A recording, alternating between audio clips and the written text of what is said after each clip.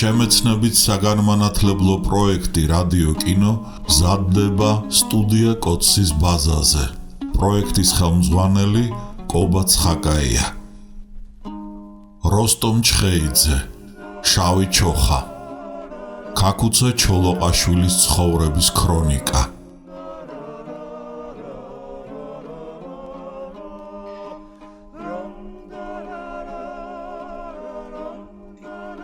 თავი მე-13 ზექალას ლეგენდა და სინამდვილე. მიგელ დე სერვანტესმა ერთი ხანობა ძალიან გაუტეხა სახელი ამ ჟანრს, დონ კიხოტის შექმნით, თუმცა ეს პაროდია გულისხმობდა რაინდულ თხზულებათა ერთფეროვან ნაკადს, ამ ჟანრის დაუსრულებელ, გულის გამაწვრილებელ ფაბრიკაციასა და გამოშიგვნას და არა მის მხატვრულ თავისებურებებსა და უკეთეს მიღწევებს, რაც თურმე მაშინაც გახლდათ შესაძლებელი, როდესაც რაინდული ხანა გადავიდოდა და შემთხვევიდან შემთხვევამდე თუ ამოხეთქავდა ხან სად და ხანაც სად. უოლტერ სკოტის რაინდული რომანების ციკლი რომ არა, აღარავის მოაფიქრდებოდა ამ გაელვებათა გააზრება ამ ჟანრის ქარგაში. თუ მოაფიქრდებოდა და ისე წაუხდებოდა გუნებას სერვანტესის დამცინავი სახის მოლანდება, სასწრაფოდ ჩამოეხსნებოდა, რაღამე გავიპამპულო თავი, მკვდარს მაინც ვეღარაფერი გააცოცხლებსო.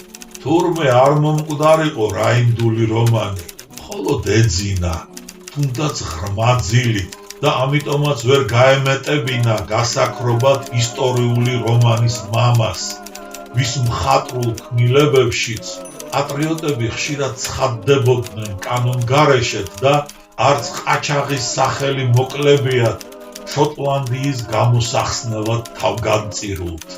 მას ქაქუცა ჩოლოყაშვილი რითი არ არის მისი გმირი. არსენა მარაბდელი ნაკლებ გამოდგებოდა უოლტერ სკოტის გმირთა გალერეის სრულყოფილ პერსონაჟად, თუმცა ეს რეალურ არსენა მარაბდელს ეხება, თორემ მიხეილ ჯავახიშვილის მიერ გარდასხეულებული, თარგად ქაქუცა ჩოლოყაშვილის პიროვნება რომ ეგულისხმა, სწორედაც სკოტის გმირია. ამასთან ცხადია, ალექსანდრე ყაზბეგის ელგუჯასა და აკაკი წერეთლის ბაშიაჩუქსა, ვასილ ბარნოვის, აშოტ კურაპალატის ლიტერატურული შთამომავალი და კიდევ იმ ამირ დარეჯანიანის ჩამომავალი, შოთა რუსთაველი თავის რეიტინგ ლისტში პირველ ადგილს რომ მიაკუთვნებდა ამირან დარეჯანის ძე, მოსეს უქია ხონელსაო. მოგვიანებით სერვანტესი სწორედ ამ ყაიდის რომანებს აიგდებდა საციდლად. როდესაც ერთფეროვნების ზღვაში იძირები, რა გასაკვირია, იქიდან თავდაღწევაც მოგდომებოდა და ამ დაუსრულებელი ნაკადის აღკვეთაც, რათა მკითხველის გემოვნება აღარ დაზიანებულიყო და დამდაბლებულიყო და ამ ყოველივესათვის ნამდვილი ლიტერატურული გადასახედიდან შეგეხედა.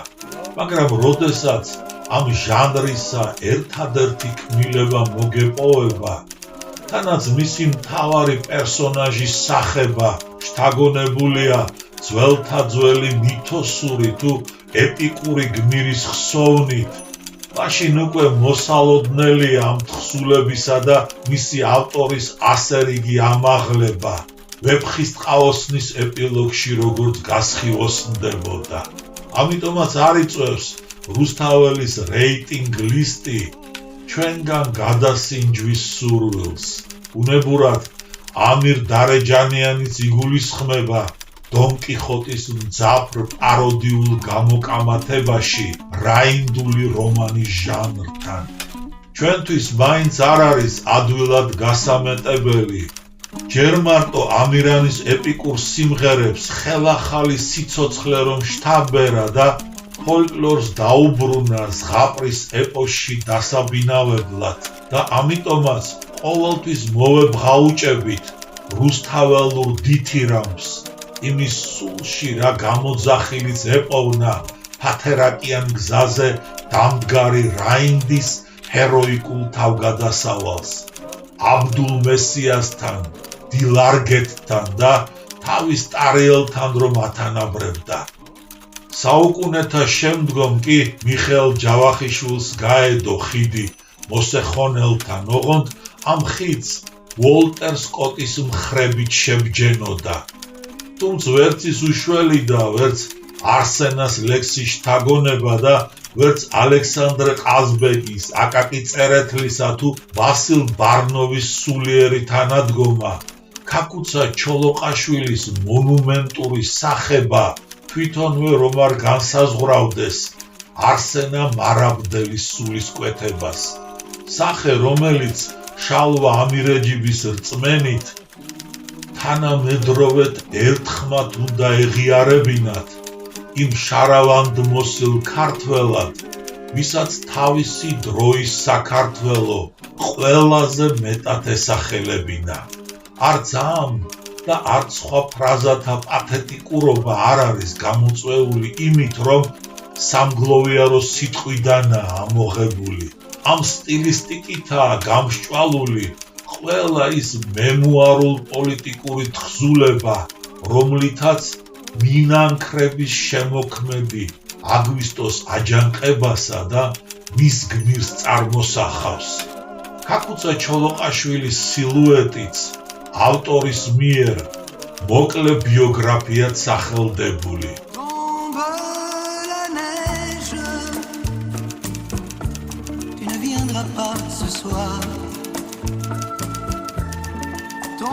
ათას 931 წლის 30 აგვისტოს პარიზში ქართული კოლონიის სხდომაზე წაკითხული მოხსენებაც 1935 წელს წაკითხულიც 1940 წლის 30 აგვისტოს ბერლინის ქართულ კოლონიაში წაკითხულიც ეს ყოველივე თითქოს ერთი თხზულების ვარიაციაა ერთმანეთს რომ ავსებს და აზუსტებს და ერთიანობაში ქმნის იმ სარჩულს საისტორიო ქრონიკისას ქართლის ცხოვრებასაც რომ დაშვენდებოდა შალვა ამირეჯიბს ერთხელაც რომ გასჩენოდა ეს იდეა და საგანგებოდ ჩასჯდომოდა მის საფარველზე ისტორიული მანტიის შექმნას მაინც ბაგრატიონთა ვალი ეტვირთა ქაკუცა ჩოლოყაშვილს და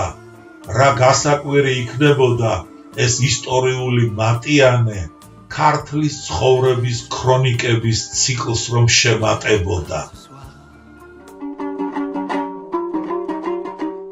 ჩამონათვალში არ არის ნახსენები მზე ქალა რომელშიც თან არ არის და თანაც არც არის ამ რკალის ნაწილი არის საერთო გმირის არსებობით არ არის ჟანრობრივად თანაც ეს ის ჟანრია რომელიც ქართულ სინამდვილეში დავით ვაჩნაძეს გამოეკვეთა თუ სულაც არ წამოეწყო და დოკუმენტური ნოველაც რომ ჰქვია ქაკუცა ჩოლოყაშვილის ნაამბობს ეყრდნობა მზე ქალა და ეს წინასწარი უწყება მხატვრული მისტიფიკაცია კი არ არის არამედ ბელადის მონაყოლის თითქმის სტენოგრაფიული ჩანაწერი ბელეტრისტული კალმის ჩარევით მომხიბლავ სიუჟეტურ კარგად შემონახული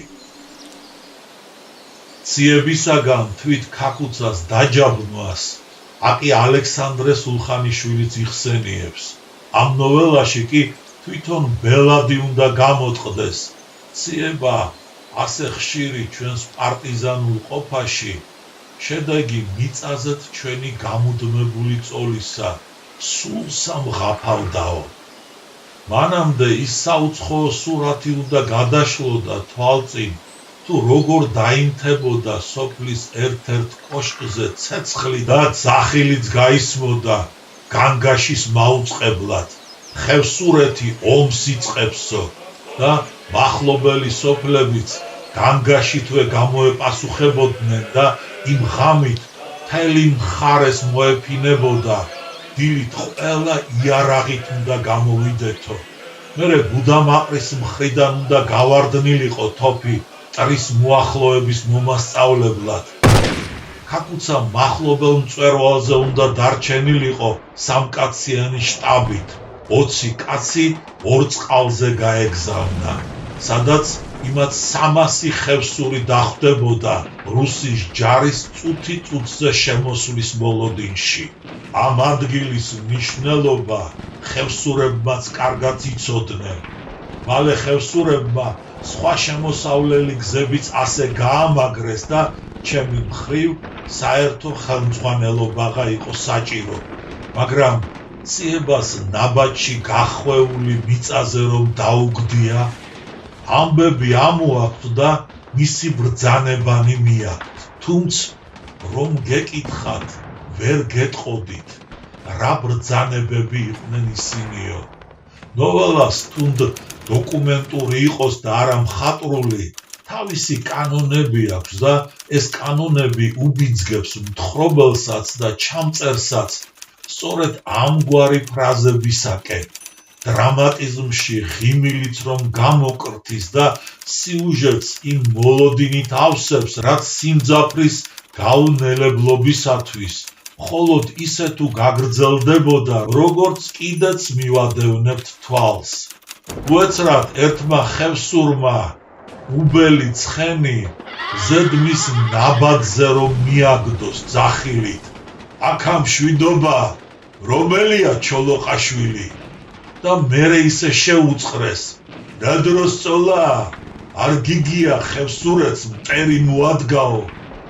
უსაქმოდ გარიდებული ადამიანის გამოფხიზლებას რომ ლამობენ, ნაირფერად ზმანებათა და ოცნებათაგან.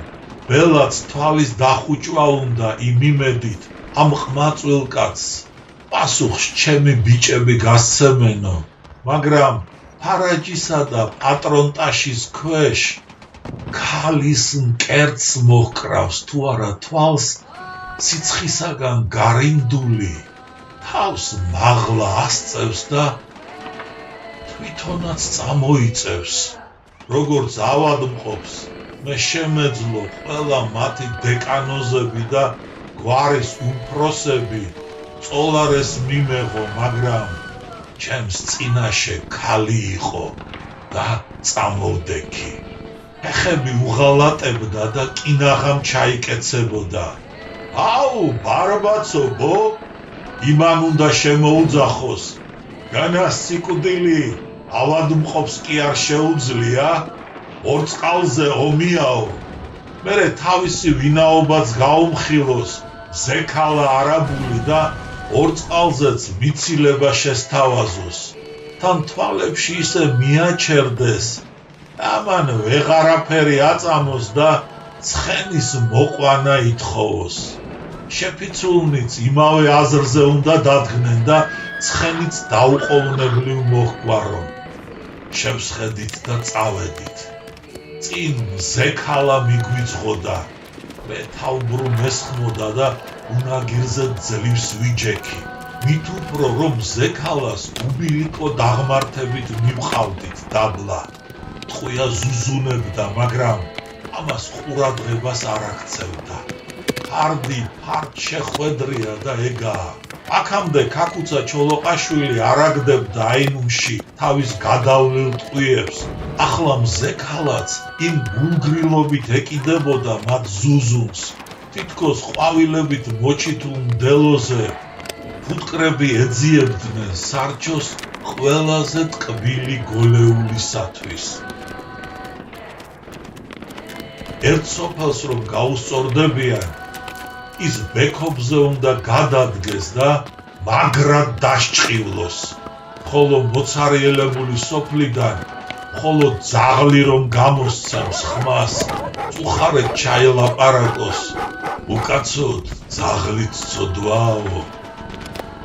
თითქოს კინოკადრიაო და ნიშანდობლივია, რომ ქაკუცა მხოლოდ აქ უნდა გაარჩიოს მკაფიოდ ამ 18 წლის ქალის სახე, რომლის სიხმაწვილეცა და სიკუშტეც ვერ ფარავს ეშხსა და სილამაზეს, მკერდი ჩამოღეღია, მხრებზე შავითმა დაჰყრია და ტუჩებიც იმ ხაზური სილამაზით აწყობია.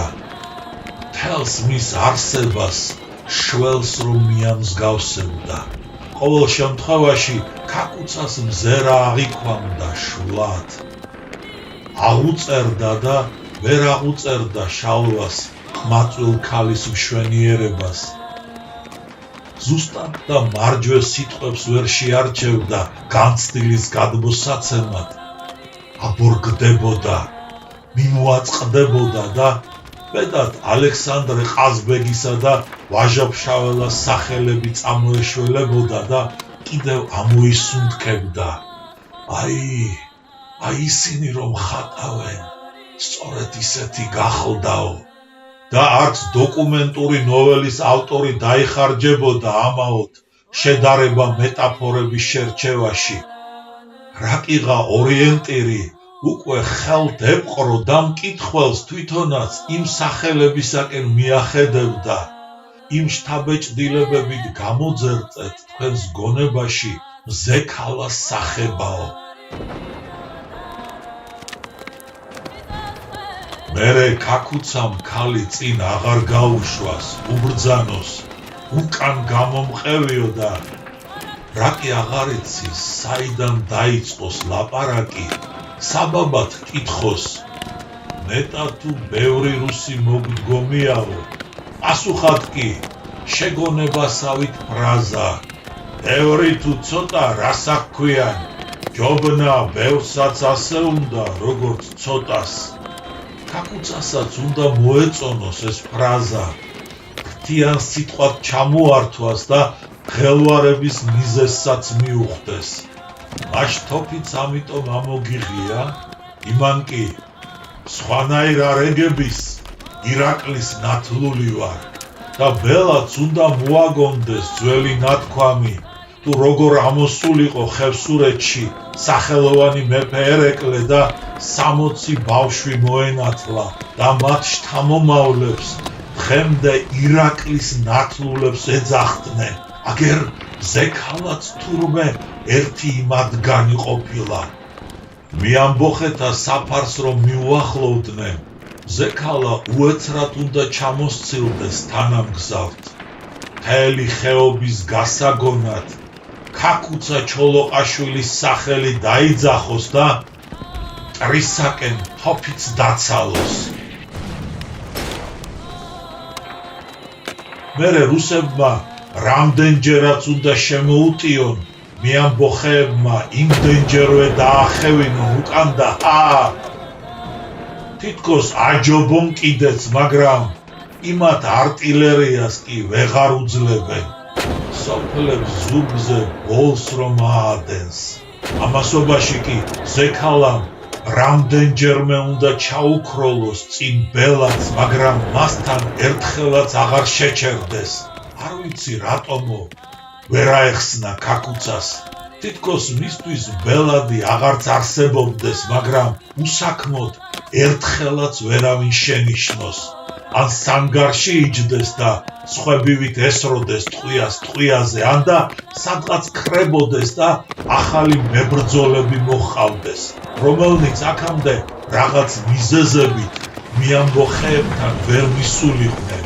ერთი სიტყვით სროლაში ჩაბმასაც ასწრებდეს და მთელი ხევსურეთის შემორბენასაც. რუსების გეგმა მეამბოხეთა შერეკვა ხეობებში და იქ მომწყდება და დატყვევება სწორად გაანგარიშებული იყო და თუ კი აღასრულებდნენ შეფიცულებსა და მათ თანადგომთ ვეღარაფერი იხსნიდათ.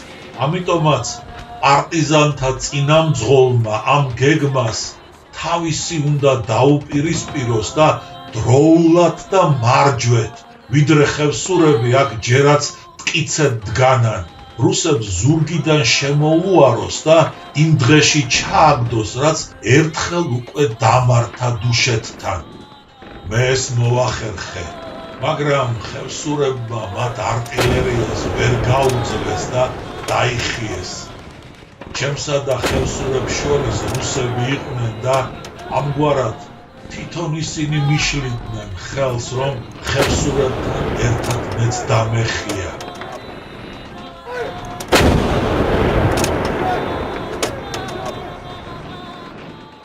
მას შემდეგ მზექალაც უნდა დაეკარგოს თვალთაგან, თუმცა ამბავი აქ არ მთავრდება, რადგანაც უჩვეულობის შარავანდედით გასხივოსნებული ქალი შეუძლებელია ასე უსახელოდ გაქრეს. ქაკუცას ბევრი ადგილის გამოცვლამ უნდა მოუწიოს და იძულებულიც კი შეიქნეს საქართველო დროებით მიატოვოს, ჩეჩნეთში აფაროს თავი და რაკიღა გზა ხევსურეთზე უდევს, საკუთარი თვალით უნდა იხილოს გადამწვარი სოფლები და გაძარცული სახლები. შეიტყოს გარეკილი საქონლისა და რაც ყველაზე გულსაკლავია, დახვრეტილი ადამიანების თაობაზე. დახვრეტილთა შორის 5 რომ ქალი აღმოჩნდება. ბელაც მაშინვე ეს გაუველვებდა, ერთი უსათუოდ მზექალა იქნებაო. მზექალა არა, მაგრამ დედამისი კი დაეხვიტათ. ვერც მამა გადარჩენოდა სასჯელის უმაღლეს ზომას, თვითონ მზექალას რაბედი მოსწეოდა. უკან დახევის შემდეგ აჯანყებულები მთებს რომ შეეხიზნებოდნენ, ბავშვები, ქალები და მოხუცებულები მათ გაჰყვებოდნენ. სალდათები კი ზარბაზნებისაგან განადგურებულ და დაცარიელებულ სოფლებს მოედებოდნენ და ერთმანეთს ძარცვა გლეჯვაში გაეჯიბრებოდნენ. სალდათთა ერთი ჯგუფი მზექალას სახლისკენაც რომ გასწევდა, იქიდან კი სროლა ატყდებოდა, ვიღაც ნიშანში იღებდა მოძალადეებს და სათითაოდაც მიაწვენდა. სალდათებიც სროლითვე შეიჭრებოდნენ ბინაში და წაწყდებოდნენ ყმაწვილ ქალის ნეშტს. მარტოკა უნდა ვიომო, თელმა ჯარეგამ ნახოსაო, პირადი ოცნება შეენივთებინა, ჯოყოლა ალხასტაიზძის ამ შემოქმედებაში ვაჟა-ფშაველას. ოცნება კი იმას გულისხმობდა, ისე როგორ იქნება, თიანეთის ასეთი უთანასწორო შერკინების მოწმეც არ შეიქმნას, გარეგნულადაც რომ წარმოსახავს თავისუფლების წყურვილის თელ სიმძაფრესო. აგერ მარტოკა ბრძოლის ჰეროიზმი და ტრაგიზმი ქალს გადაეტანა საკუთარ თავზე და სისხლით დაეკირა ფიცი, ცოცხალი თავის მტერს სახლში არ შემოუშვებსო. ერთადერთ ტყვიას მოესწრაფა მისთვის სიცოცხლე. ამაღლებულ სიმბოლოსთან შეტოლებული ქალის პიროვნული თვისებანიც ხელშესახებად გამოსჭვიოდა თხრობისას, მაგრამ ამ სახის რეალისტურობას უთუოდ მოაკლდებოდა რაღაც ფერი, შთამბეჭდავი ფინალური სტრიქონი რომ არა, რომელიც ახლა ძალით გაანათებდა ხევსური ქალის მღელვარე თავგადასავალს. ტყვია იმ ადგილას მოხვდებოდა, რომელიც მას ასეთის უმამკო მოურიდებლობით დაგქონდა ღია კერძში, თავზეთ თავისი უბელო ცხენი ადგა. ჯერ თხრობის დროსაც ასეთი სიფაქიზით მოხსენიება ქალის მოღიავებული მკერდისა, ფინალში კი ამ სიფაქიზის უკიდურესი დახვეწილობით გაელვება თხრობელის დიდ ხელოვნებაზე მიგვანიშნებს. მზექალას სახელი ალექსანდრე სულხანიშვილის მოგონებებშიც გაიელვებს, როგორც ერთი ხევსურის ნაამბობისას წამოცდენილი.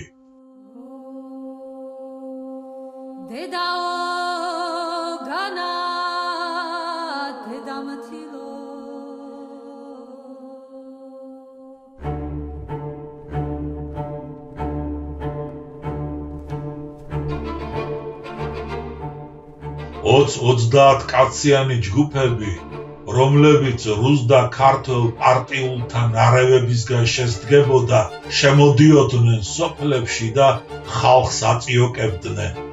წუხარეთ რომ გაიხსენებდა სოფელ აკუშოს დარბევის სცენასაც მოადევნებდა უჩვეულოსა და სულის შემძვრელს.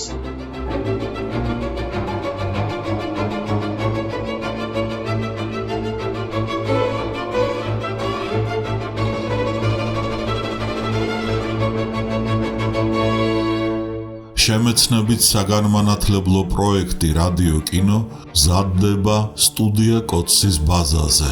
პროექტის ხელმძღვანელი კობა ცხაკაია.